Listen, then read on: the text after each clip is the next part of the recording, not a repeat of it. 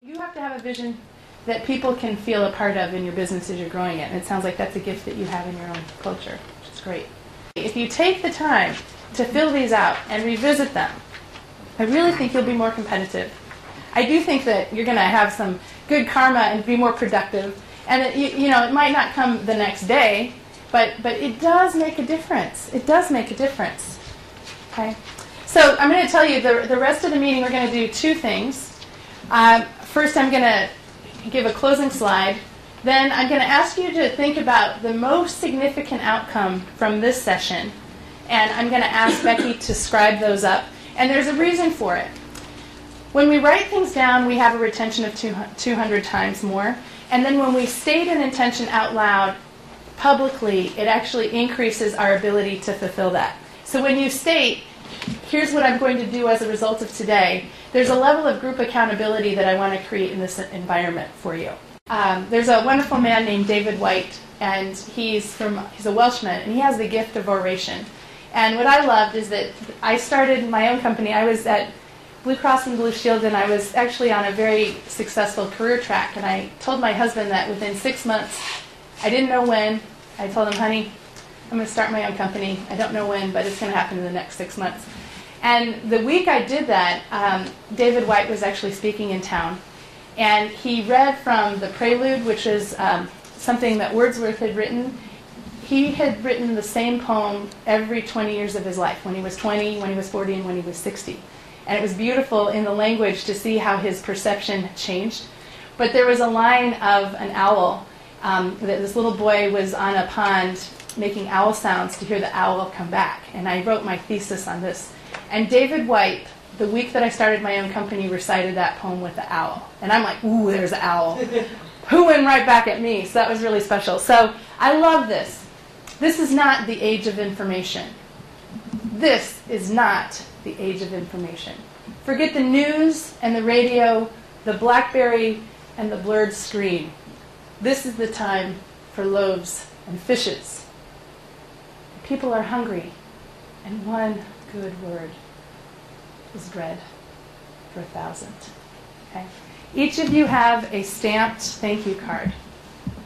And I want you to send a thank you to someone, because we sometimes don't share gratitude enough. And I want you to really think about who you want to share that one kind word with. Okay? And then with that, I'm going to give you a couple of minutes, and then Becky's going to go ahead and scribe the most significant outcome from today. So I'll give you a couple minutes. Glenn, how about you? The little brief conversation on spirituality. Everybody had their own little definition, but struggled with it. Mm-hmm. What that really means is it's there, it's everywhere. You can't separate it. Okay. May not be able to nail it, but no one can really nail it. Do you like the ability in a professional context to at least talk about it? It has to be recognized. It's the glue. Do you go by Chris or Christopher? Christopher Thomas, your choice. Isn't that just what your mom says? Christopher Thomas. I shall call you Sir Christopher Thomas, since you're from Ealing's. I thought that the definition of leadership, the page and definition of leadership was very good. Okay. It's called LPI. Mike? I don't know if I can name just one thing, because I've been through so many seminars, read so many books. More than anything, just a reinforcement of some of the things that I know are important. Mm-hmm. Just that constant reinforcement. Okay.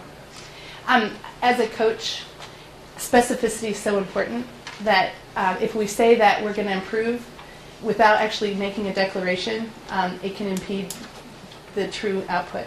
So I'd love you to declare one thing that you're going to do enhanced because of today. You know, it's sort of ironic. You tell me to be specific, and I'm the person in my shop who tells everyone, give me a specific answer. Right. Interesting brand inside outside, sir. I'd probably say more the general balance. You want everything, but you can't just go after one thing. Okay. You know, like, again, not only the internal, not only the external, the organization, the finance, the strategy, just trying to balance everything. Salad. For me, it was the chart that you put up when you drew the enjoying the view and the growing, and I didn't realize how markedly these last couple of weeks I'm now in a new growth pattern. So I've enjoyed the view, wow, and now I really need to implement fixed capacity, and I need to reevaluate what tasks I do and where's the most important place to spend my time. And I think sometimes it seems that things that we need to do are the stuff in front of us, the paper pieces, and it's not always the right place to be. Right. Urgent and important are different. Yeah, and I'm always caught up in urgent. Yeah. Luke. Mine is similar to Sally. I think it is really easy to get caught up, especially when you work very independently, so I'm responsible for many different areas. And it's easy to get just caught up in the paperwork, or easy just to get caught up in service and forget about the strategic planning and where you're headed and where you want it to go, and get very stuck in kind of where you currently are. And making time during the week when you're fresh, and not just hopefully get to it at night after work or on the weekend when you got everyone else, your family and all your other competing priorities. So making time for that. Great. When I'm at my best. Yeah. You're a factor in your day. And when you actually build you into your day, you actually create more. Right. Beautiful. John.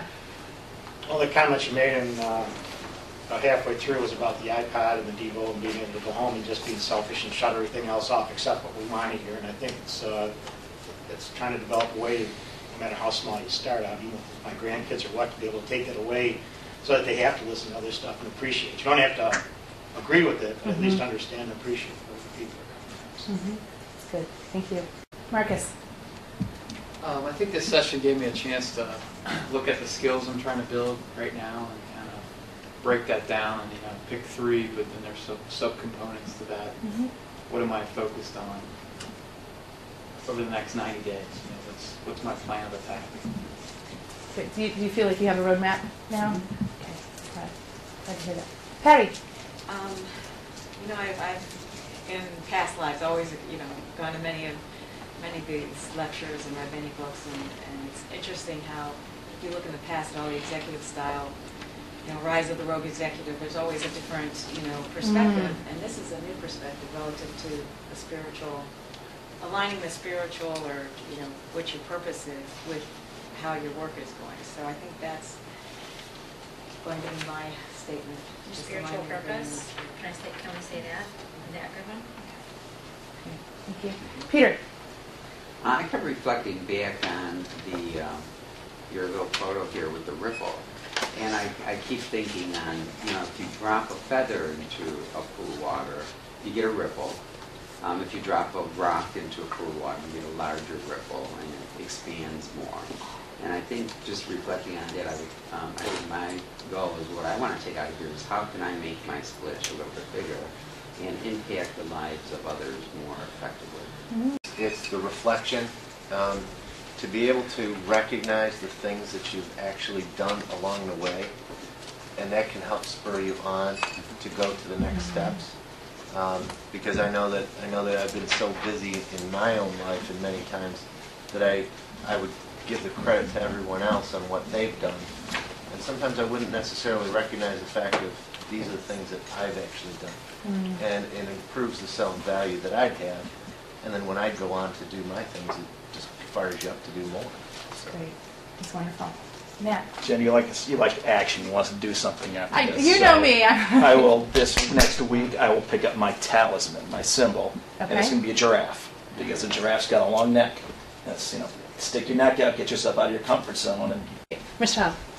I took away some good things that I think will help me with coaching and nurturing some of the people that work with me. Good. Anything in particular?